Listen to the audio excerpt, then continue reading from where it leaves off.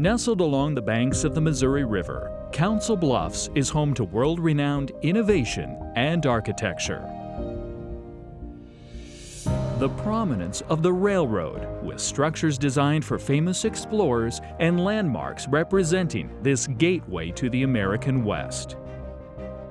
A building reborn, enriching, inspiring, and entertaining through arts and culture. A museum, originally built as a beautiful Beaux-Arts-style library, now housing a robust collection of railway history. The home of a celebrated Civil War general, politician, and leader, whose engineering vision connected the country with the first transcontinental railroad.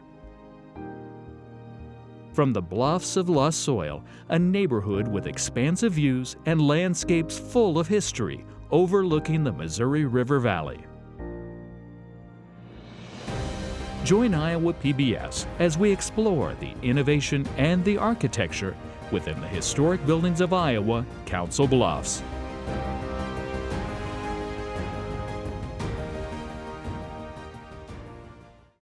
Funding for this program is provided by Friends, the Iowa PBS Foundation. Generations of families and friends who feel passionate about the programs they watch on Iowa PBS.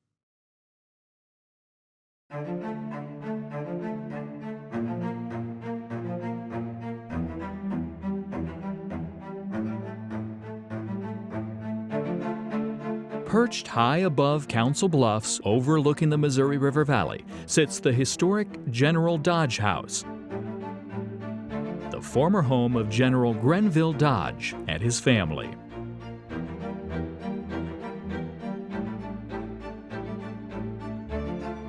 General Dodge was a Civil War general. He also organized a military spy system. He was the youngest general up until World War II in the U.S. Army, as well as the civil engineer for the Transcontinental Railroad. In 1859, Dodge, then a railroad engineer, met with former Illinois lawyer Abraham Lincoln, who was passing through Council Bluffs to survey land ahead of Western Railroad expansion. The following year, Lincoln would be elected president, and soon after, the nation plummeted into civil war. In 1863, President Lincoln would call on Dodge, now a general in the Union Army, to advise on a starting point for the Union Pacific Railroad. The two men settled on Council Bluffs, where they had met years earlier.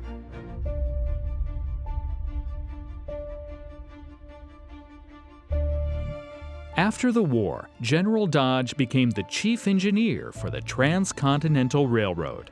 He and his family rooted themselves in Council Bluffs, and in 1869 built this magnificent brick Victorian home.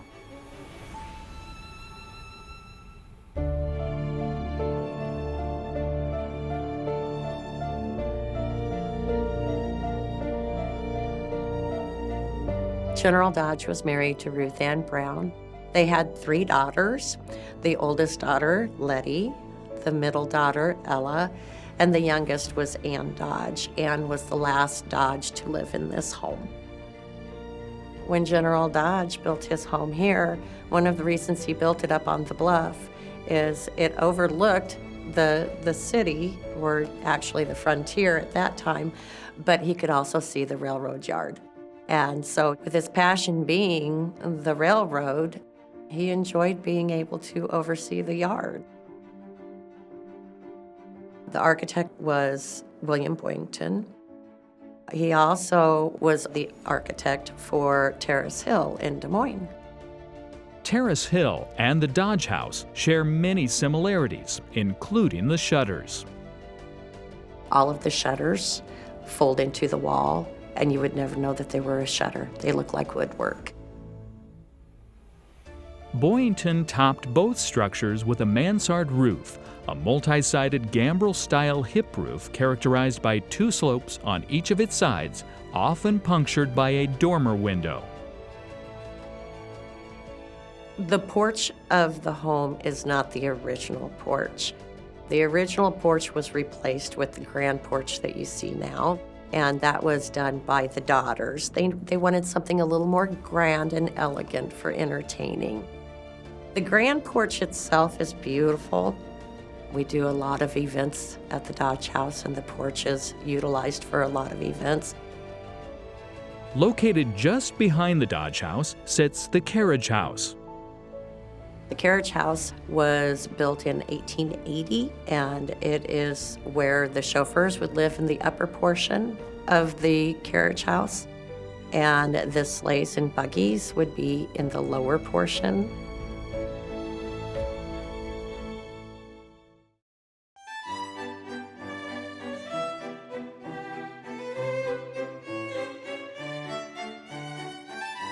Original items owned by the Dodge family still remain inside the 2-foot-thick brick walls of the historic Dodge House. The main floor of the Dodge House was pretty much the living area for the Dodges. You have General Dodge's private library. Off of the library, you enter into the dining room. And then behind me, you have the formal parlor as well as the private parlor. General Dodge's private library is the most authentic room in the home. It has the most original Dodge items. So one item that you do see in the library in the bookcase is an 1866 Winchester. It was a gift to General Dodge from the Union Pacific Railroad. And that is one of our, I would say, most prized possessions in the Dodge House. Other items that are in the library are the General's original swords. So above his portrait hangs his ceremonial sword, and above the entrance to the library is his battle sword. We also have in the library the Dodge's Bible that is open to the marriages of the Dodge family in there. When you enter the dining room, you'll see the table is set for a 16-course meal. On the table is the Dodge's original gold Limoges china, as well as golden goblets that sit on the table, and they are known by 3 different names: golden goblets, the Pusey goblets, also the Lincoln goblets. And the reason that they are called the Lincoln goblets is when Abraham Lincoln came to Council Bluffs, he drank out of one of those goblets. In the front parlor, you will see a pier mirror. And in the back parlor, there is another pier mirror. We also call those infinity mirrors or eternity mirrors. And no matter which parlor you're looking into, if you look into the mirror, you will see that the lights go on for an eternity. That's why we call them eternity mirrors as well. Those are original to the home. In the back parlor, you will see the portraits of General Dodge and Mrs. Dodge. We believe they were around 40 years old when those portraits were done, and those are actually, as far as we know, the first portraits of the Dodges. At the top of the stairs on the 2nd floor, you will find living quarters, including the General's Den, multiple bedrooms, and the Gold Room. The 2 older daughters, Ella and Letty, they shared a room. We call that the Gold Room. One of the unique things that you find in there, the chandelier in that room is called Vaseline glass, and it has uranium in it. So if a UV light is shined on that, it actually glows green. And that's one of our favorite things to show some of our visitors that are really interested in the fine details of the home, is the uranium glass that you find here. At some point, Mrs. Dodge did take one of the guest bedrooms and turned it into her own bedroom. And then when you climb up the next flight of steps, you will be in the ballroom where the Dodges did a lot of entertaining. They held many parties up there. That is also where the servants and the head housekeeper slept. Their bedrooms would have been up there, as well as the male servant's bedroom would have been up there. A 3rd floor of a home, most homes would be an attic, and the roofs on a standard home come to a peak. So the side walls on a third floor are much lower, whereas on the mansard, the third floor is opened up and the roof goes on the outside of the walls instead of going into a peak.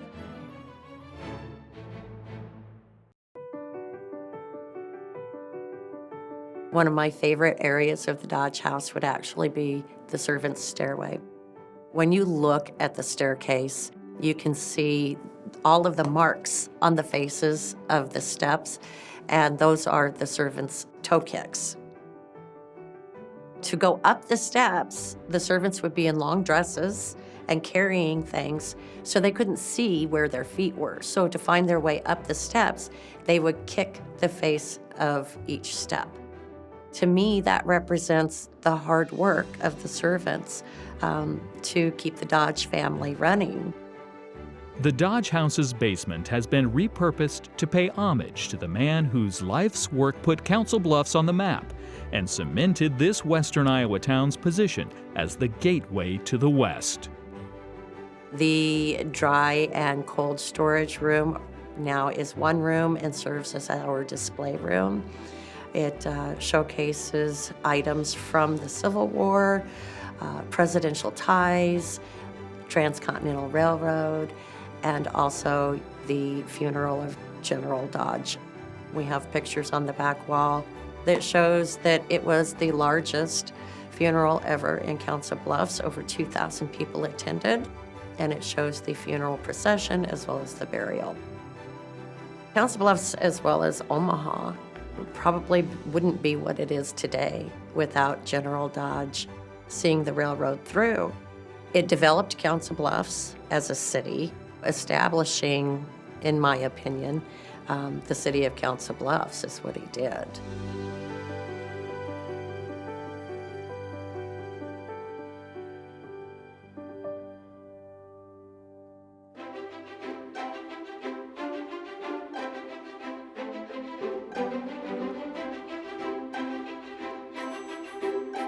Located in the heart of downtown Council Bluffs, the Union Pacific Railroad Museum is a beautiful and unique Beaux-Arts-style building that originally housed the Council Bluffs Carnegie Public Library.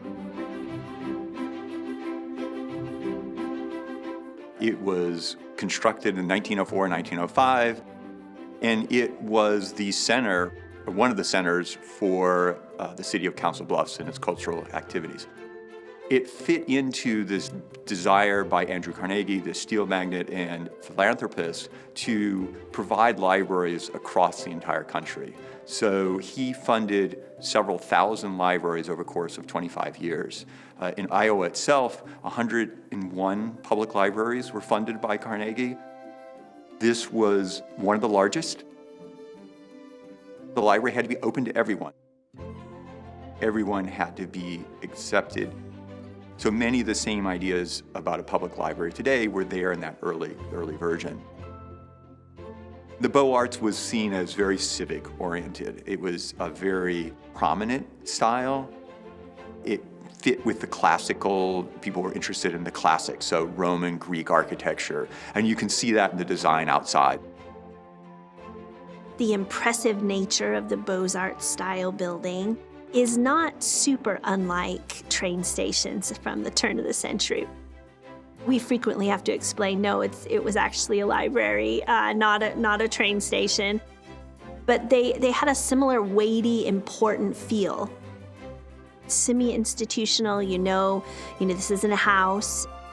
It definitely has that facade that lends itself to a government or institution to it. But then I think that the Beaux-Arts style is a little bit whimsical, which helps, for my mission to making the museum a fun and accessible place for families. So we don't want it to be too intimidating.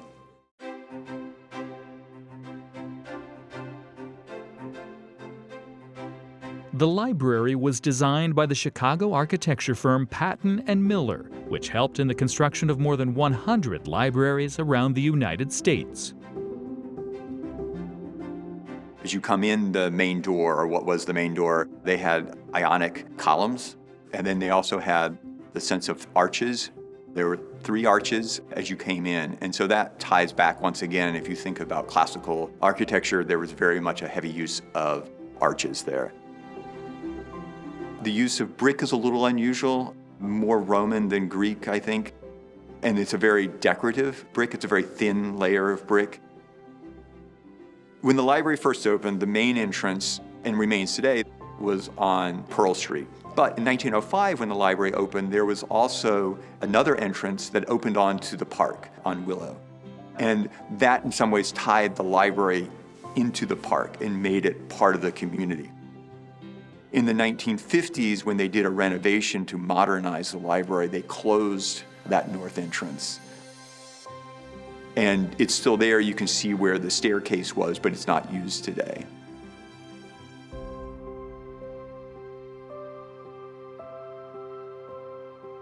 Behind me is what we consider the atrium for the building. So this would have been the original entrance, vaulted space into the building.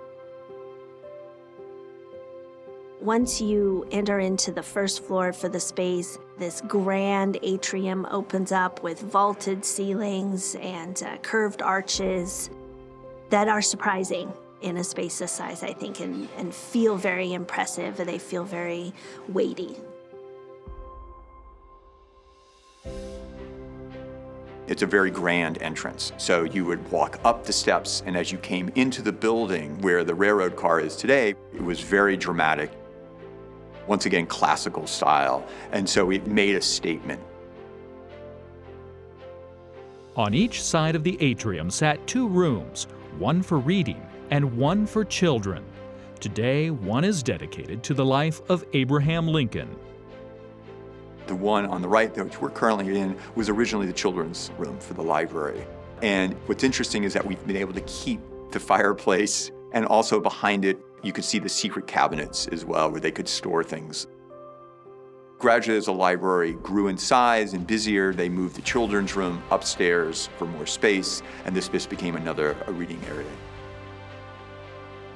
One of the things that you can see in the reading rooms were you would have a fireplace. It was a very comfortable space as a reader, someone to come in. You had large windows. You also used stained glass to give it a sort of upscale look. You had to rely upon natural light. And so the windows on this level were much larger than as you get upstairs where the stacks or where the books were stored, where you didn't need as much natural light. This building during the renovations had gorgeous woodwork and arched doorways and fan lights and stained glass. And much of that is preserved in the building. Some features were maybe moved, but all of the original woodwork, if anything new was added, it matched the old. It was just a beautiful job of historic preservation.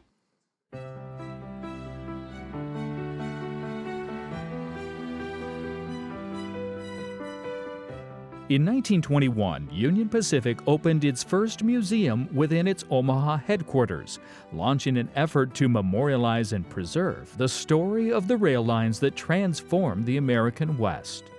Over time, the company outgrew its main office building, and the future of the museum space and the collection it housed was up in the air. Union Pacific is the head of a family of about 40 subsidiary railroads and 6 major ones. Their headquarters building was too small, so they constructed another one in the late 90s. There was no space for a museum in that building. So the collection was essentially homeless. It was a little bit orphaned. And at the same time, this community was trying to save this beautiful library because the library had outgrown its space, and this community needed a much larger community library. So those 2 projects collided, and in a really unusual partnership, Union Pacific's collection, a nonprofit to interpret that collection and share it with the public, and the city of Council Bluffs came together, and this museum was opened on May 10th, 2003.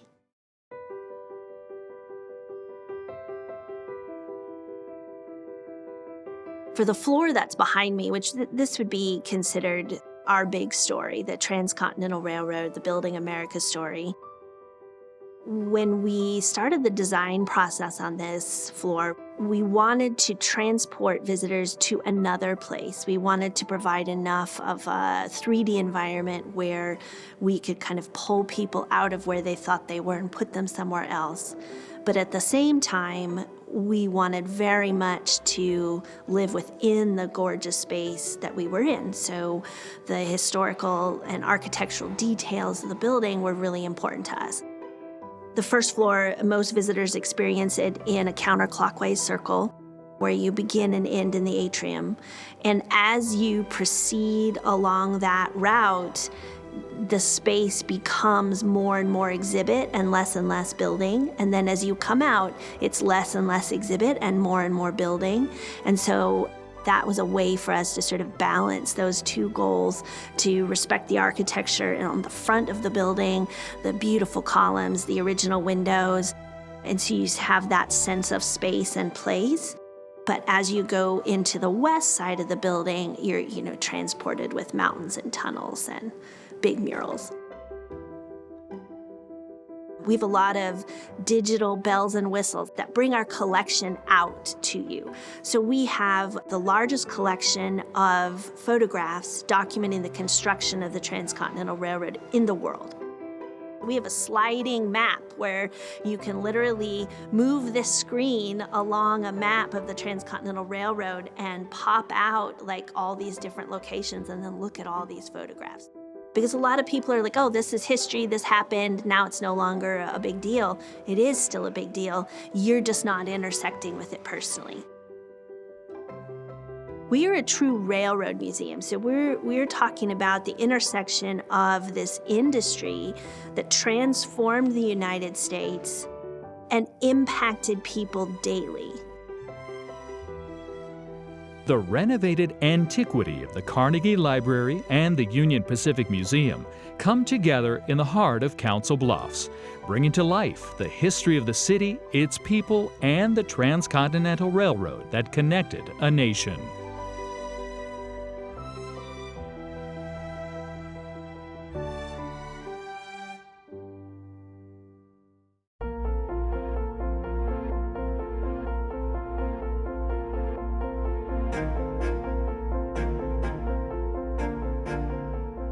Perched high on the bluffs of the Luss Hills sits the Lincoln Fairview Historic District, one of Council Bluffs' earliest neighborhoods.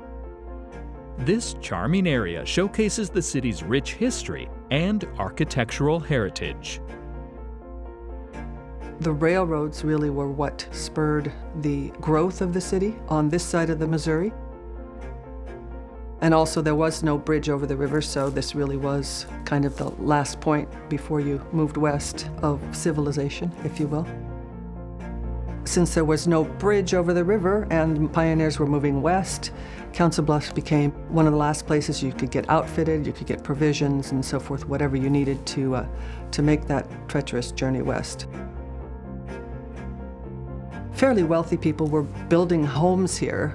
Business people, business owners would build their homes here because it was close to the center of the city and the business district. And the houses filled in one by one. I think you can see that it's quite beautiful in the fact that there might be several of a given style, but each home is unique. One of the first homes at the top of the hill is Italianate. Beautiful regal structure in the Italian fashion of the Renaissance homes. Many Victorian or Queen Anne, which are the lovely multicolored, lots of architectural detail with peaked roofs, lots of maybe different shaped windows, different facings on the house. They might have fish scales. They catch your eye because they're unique. We don't really build anything like that these days. We've been in this home just over 29 years. Very fortunate to have found it. It's my dream home. It's been a pleasure to live here and feel the history around us and be able to make our own memories in this home. And at the same time, be stewards of the property so that one day another family can live here and make their own memories.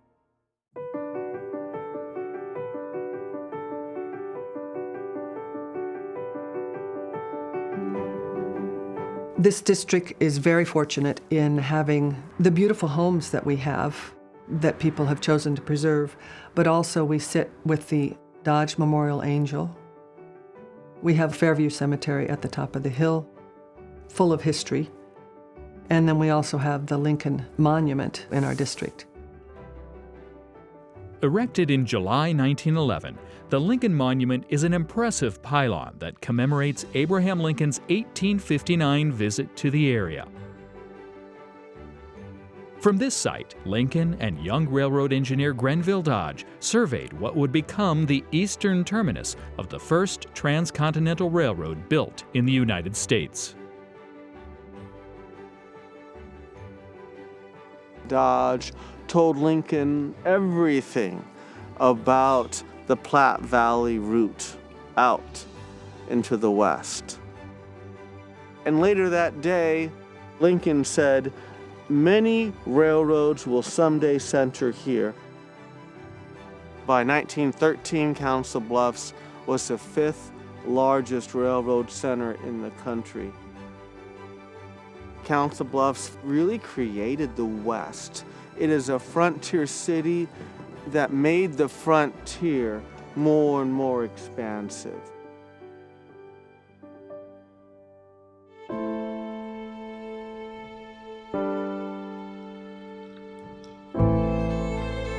Just east of the Lincoln Monument sits the Ruth Ann Dodge Memorial.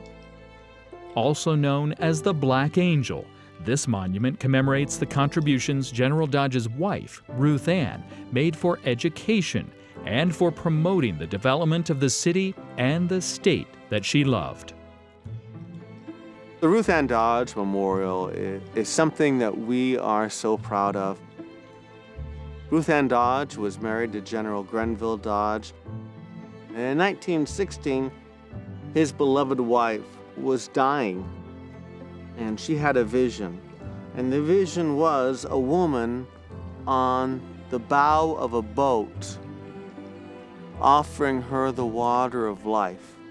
And she felt like she was unworthy, and so she refused it. And every night, the dream would reoccur, and the woman would come and offer her this water of life, and she finally took it, and then she woke up at peace. Shortly after that dream, Ruth Ann passed away, and this cast bronze sculpture was erected in her memory. Standing almost 9 feet tall, the statue holds a water basin and is wreathed in laurel.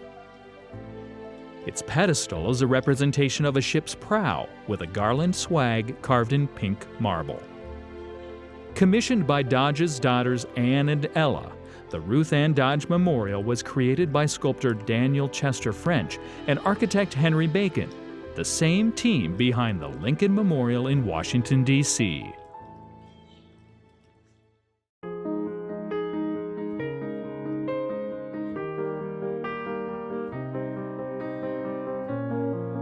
North of the Black Angel lies the Fairview Cemetery, home to the Kinsman Monument. Built in 1902, this monument was erected to honor Colonel William Kinsman, commanding officer of the 23rd Iowa Volunteer Infantry Regiment and veterans of the Civil War. When the Civil War came along, he was eager to fight for the freedom of African Americans and to preserve the Union. And at a battle to take Vicksburg, he led his troops and was mortally wounded. But the battle was won, and so he was buried, and after 2 searches funded by General Grenville Dodge, they found his body and brought him back and built this amazing, beautiful monument for him. There are a number of other soldiers buried alongside Kinsman that died with him, or Council Bluffs soldiers that died during the Civil War. We've not forgotten Mr. Kinsman or any of his fellow warriors to this day. We honor our dead, we honor our heroes here in Council Bluffs.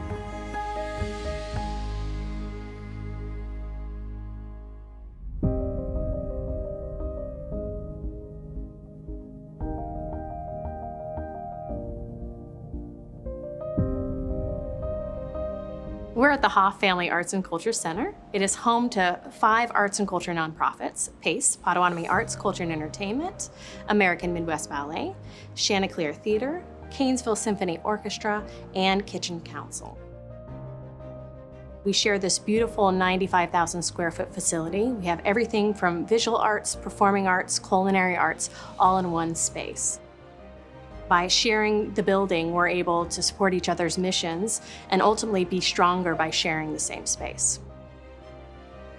Constructed in 1894 by the McCormick Harvesting Machine Company, this 4-story Victorian brick building served as a storage and transfer house for the distribution of farm implements across the United States, creating an agricultural cornerstone in Council Bluffs. There was over 24 farm implement companies in town. 17 of them were located in this implement district where we're now. It was a huge part of why Council Bluffs was so successful, especially as being the start of the Transcontinental Railroad. This space in this implement district, Council Bluffs, had 11 rail lines that truncated here or stopped here before it went into the Transcontinental Railroad. So railroad was critical to Council Bluffs and its growth, as well as the growth of the agricultural industry. And that's really why this district existed, was to help get that farm equipment out to the U.S. using those rail lines. The McCormick Harvesting Machine Company closed its doors in 1964. Despite once being the anchor of Council Bluffs Implement District, the building would be used as a storage location before sitting empty for nearly 20 years. In 2012, the McCormick Warehouse was added to the National Register of Historic Places, and in 2016 it became home to Potawatomi Arts, Culture and Entertainment, a nonprofit community arts group known as PACE. With financial support from Council Bluffs natives Dr. Ted and Polly Hoff, PACE embarked upon a major restoration project, including a brand new wing, to transform the property into a cultural destination. Construction began in 2016, and the Hoff Family Arts and Culture Center opened in 2020.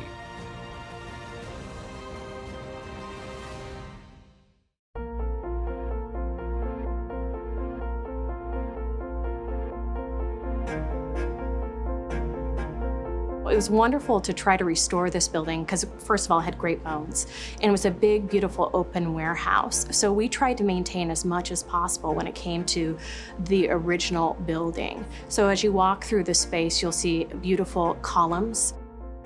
The original paint, we kept some of the nicks and things that are found in the pillars. You'll look up and see wonderful historic beams.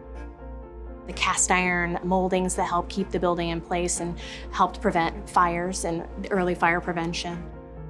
And you'll just see the industrial beauty of the building with the exposed brick and the hardwood floors. And we truly wanted to maintain that to honor the integrity of the building and honor the history of what this building was originally used for, which was the storage of farm equipment. Wooden doors throughout the McCormick building have been meticulously maintained and restored. Outward swinging freight doors lead to a former loading dock, which has been repurposed into a common area. We took special care to maintain and restore the wraparound loading dock. And this dock currently serves as our wraparound patio. So it's a beautiful space for us to showcase the building as well as provide another gathering space for the building. Each of the large windows throughout the warehouse building are replicas designed from 2 original windows that remained intact.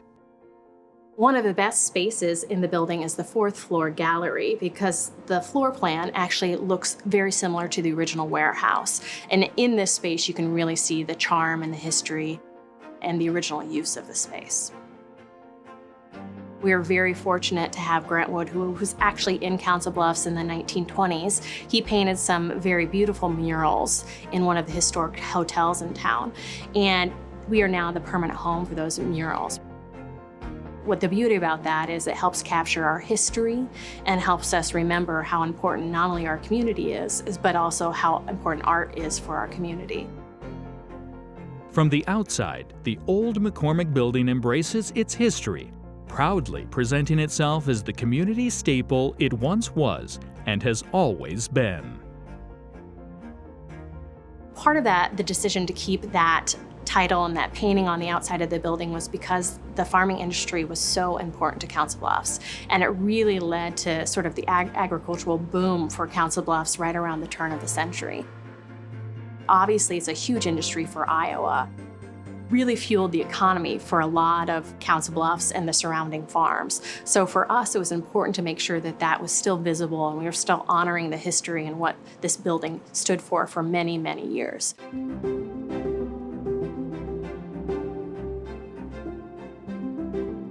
As we got into the visioning process and talking with the arts partners that we're going to be sharing this space, we realized that even though this is a big, beautiful warehouse, it wasn't going to necessarily meet all of the needs that we had for the performing arts partners, especially the theater space and the ballet space. They needed a performing arts center to be able to do everything that they needed to do to grow and become successful.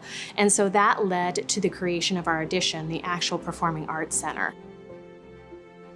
Pace and the Hoff Family Arts and Culture Center worked closely with the National Park Service to make sure the project honored the integrity of the site and provided a historical reference to what came before.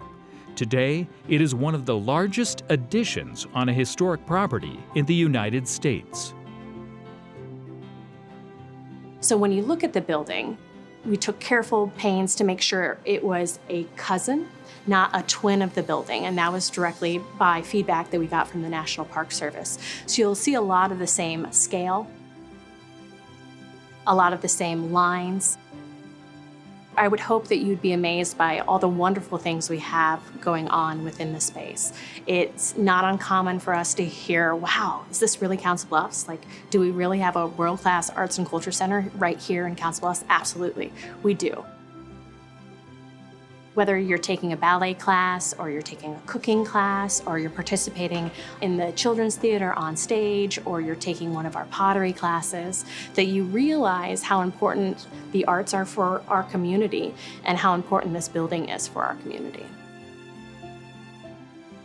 I think it's important for us to remember where we came from and where we want to go. And I think history allows us to do that, and the buildings that we use allow us to remember where we came from. And again, this building was so important for our community and this district was so important for our community that we wanted to make sure that we provided a great tenant for it to make sure it survives for another 150 years.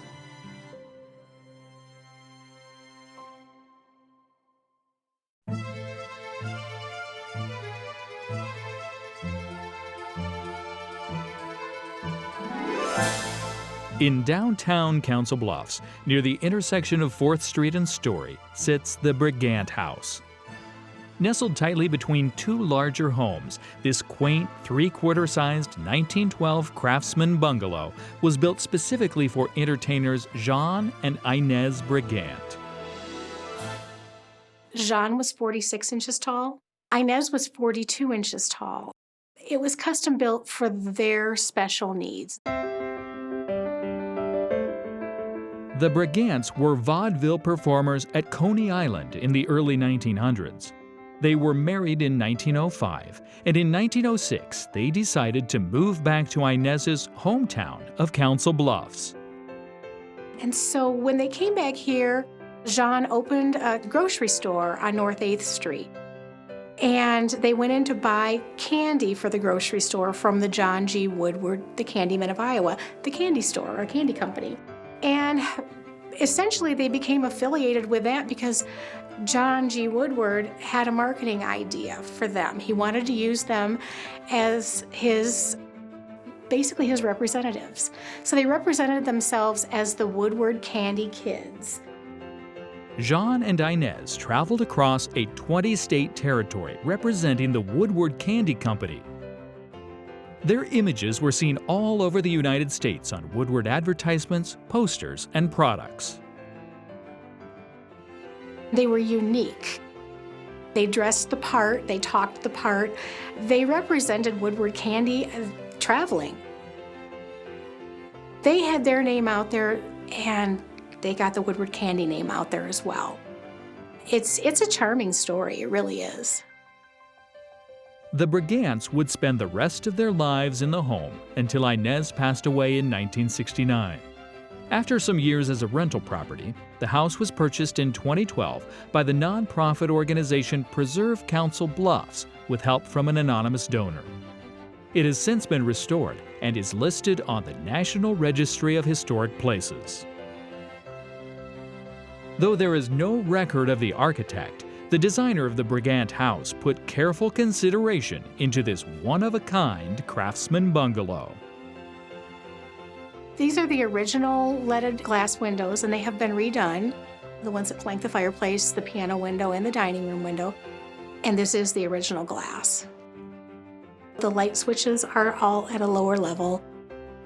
The built-in cabinetry in the dining room is at a lower level. And you can see the fireplace mantle is low.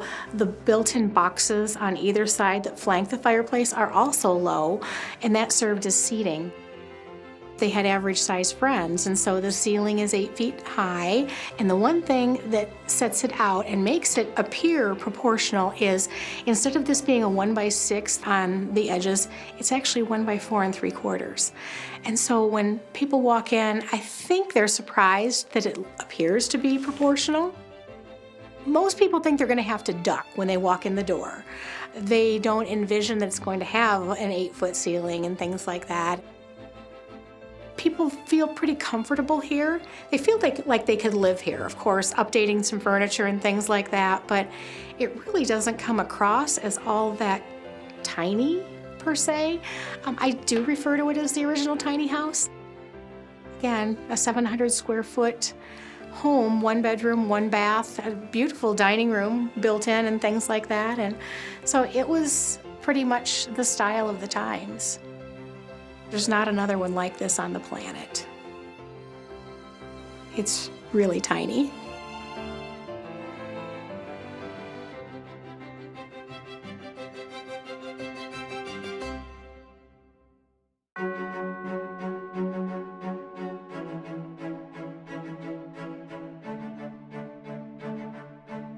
The Squirrel Cage Jail is a National Historic Landmark known for its unique design and history of isolation. Built in 1885 by architect William H. Brown and engineer Benjamin F. Haw, both of Indiana, this 3-story Victorian Gothic brick rotary confinement served as the Pottawatomie County Jail until 1969. 18 rotary jails were built across the United States, but today, the Squirrel Cage Jail is one of only 3 remaining.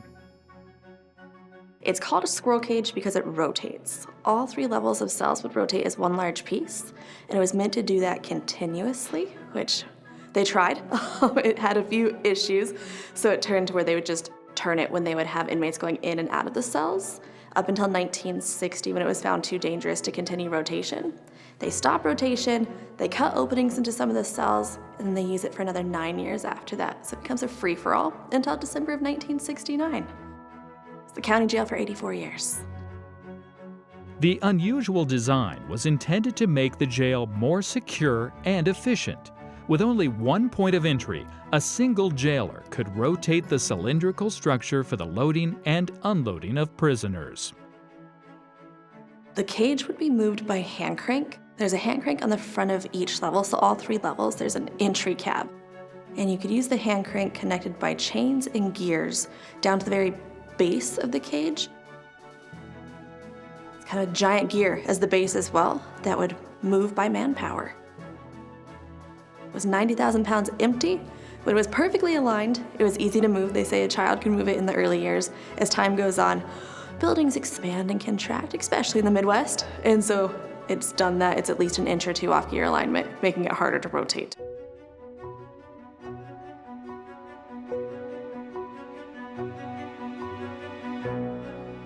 This building is kind of untouched. We're very lucky. It went from a jail to a museum. Most buildings aren't that lucky. There's usually something in between. But it closes the jail in 1969, December of 1969, so basically the end of that year.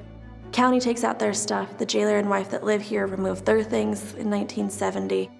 And then It's owned by the Parks Board for a little while, but the Historical Society's already in here getting it ready to be a museum. So it was flipped basically to a museum immediately. Pretty much everything is original. The cells haven't been changed very much since 1885. It's all one piece, so to speak. Stuff you would see in your cell if you were arrested is very similar to today. You'd have the gray walls. If you're on the bottom bunk, you're just looking up at the metal above you. The bunks are maybe as wide to my elbows. We've had to replace small things over the years, like the wood on the frames. That just doesn't last 138 years as much as we'd like. The bars are all original. We've done some reworking of the masonry, but very little changing it out. It's to the original aesthetic that it was. We've had patches over the years because we are an old facility. The cement floor is original. That's why it's nice and pitted back here, because there have been a few people walking over the floors in 138 years. The walls are original, all the carvings in the walls, the smoke, names on the ceiling, that's all done by the inmates as well.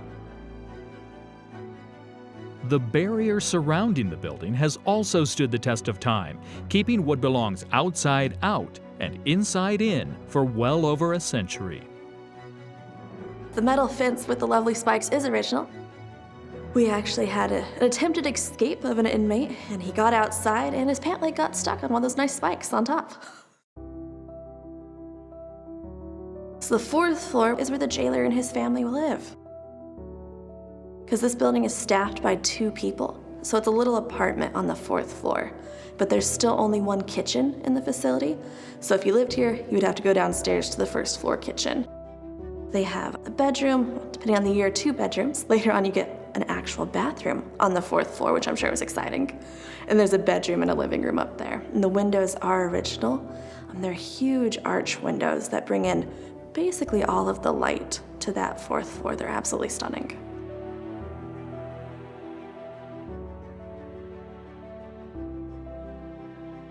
I think it's important to keep all old structures, and this one specifically, because jails give us an insight into the human mind when it was built and what's going on in our economy, what's going on in our nation at the time. Like, this jail was built in the time of Queen Victoria. By the time it closes, we've landed on the moon. So it gives us a really good time capsule of how things were going on during that time period. We're open for 8.5 decades, really, and so there's a lot of change. And you can see that throughout the whole facility when it comes to the structure, to the stuff that's written on the walls. A nice time capsule. Today, the Squirrel Cage Jail is preserved as a museum and is open for tours, offering visitors a glimpse into a bygone era and its approach to incarceration.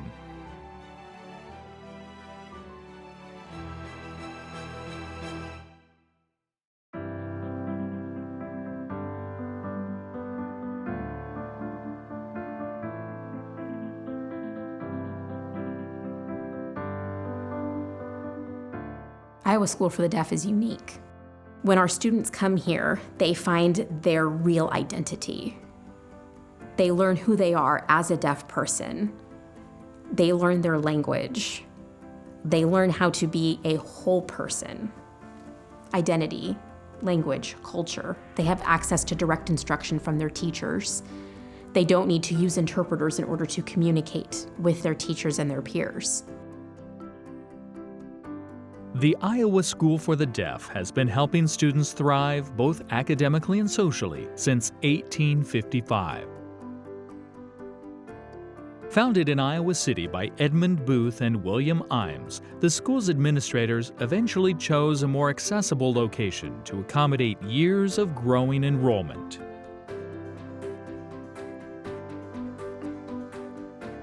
In the western part of Iowa, in Council Bluffs, there was an area, a strong railroad town, where there was land available. 80 acres sold for $1,200. The state decided it was a good place for us to move. So in 1870, we moved to Council Bluffs. A central building was constructed along with an industrial complex, a farm, and a powerhouse.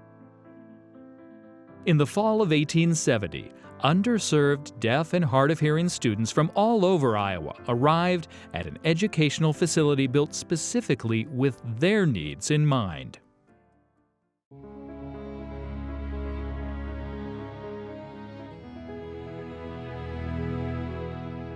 Students would come and stay during the school for 9 months and go home in the summer. They used the railroad to travel home with no staff. Some kids, 5, 6, 10, all the way up to age 18, rode the train by themselves across the state to meet their parents wherever their parents lived, all around the state of Iowa.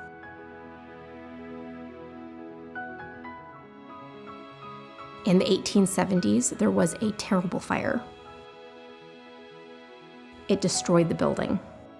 Some students were sent home at the time, and they were not able to come back until the following year.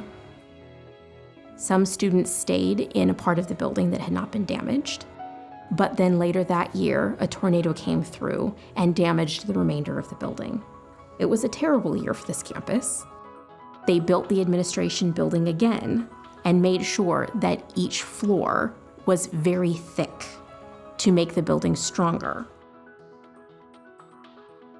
Education for the deaf is so important that they built this building. They invested quite a bit of money in order to build it structurally sound so that the students would be safe, educated here. And we can see now it's still standing. It's lasted since that renovation. It was completed near 1910, and it has stood since. The walls that you see are all original. Nothing has been removed or changed. In the dorm, the boys lived on one side and the girls lived on the other side, and our dorms are still there as they were. There used to be an infirmary on the 5th floor of this building. And as the years went on and our student population grew, the state realized that they needed to add additional buildings on campus. They added wings to this building. They added other buildings on campus. They built an infirmary building on campus, and that was in the 1930s. They built a barn. There was a barn there, but in the fire it was destroyed, so they built a new one.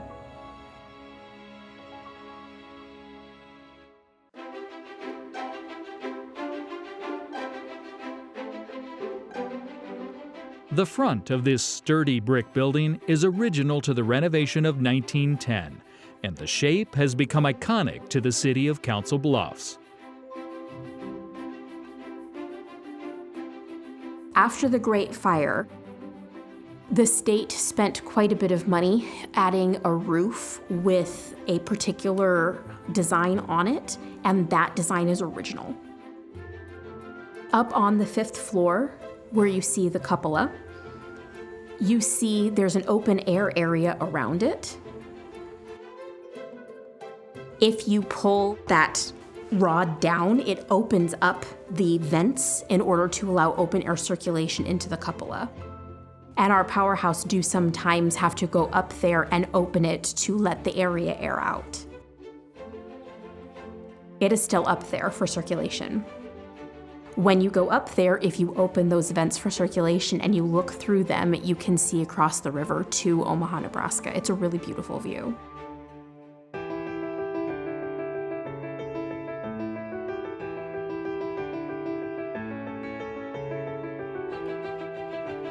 Before I came here as a student, I did not have a full identity.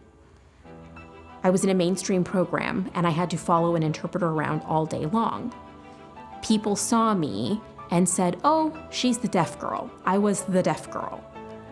But when I came to the Iowa School for the Deaf, I met people who were like me. I didn't have to rely on interpreters. I sat in class with teachers who signed and I had direct interaction with them. I started to learn about who I am as Tina. People just saw me as Tina, not as the deaf person. And many of our students have the same experience when they come here. They find their identity, they find out who they are.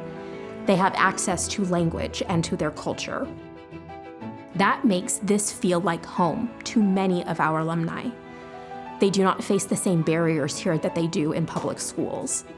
They are able to thrive academically. They are able to participate in different activities, just like any other hearing student at a public school has that opportunity. Our students have that opportunity here. For more than 150 years, Council Bluffs has welcomed students to the Iowa School for the Deaf to find self-expression and fraternity, and to join the ranks of those whose lives were transformed at this historic campus. A railroad town in western Iowa. A living testament to American history and innovation. A place where industry and progress came together to build a gateway to a new frontier. Where a community connected a continent, its people, and their story. A story that lives on in the historic buildings of Iowa, Council Bluffs.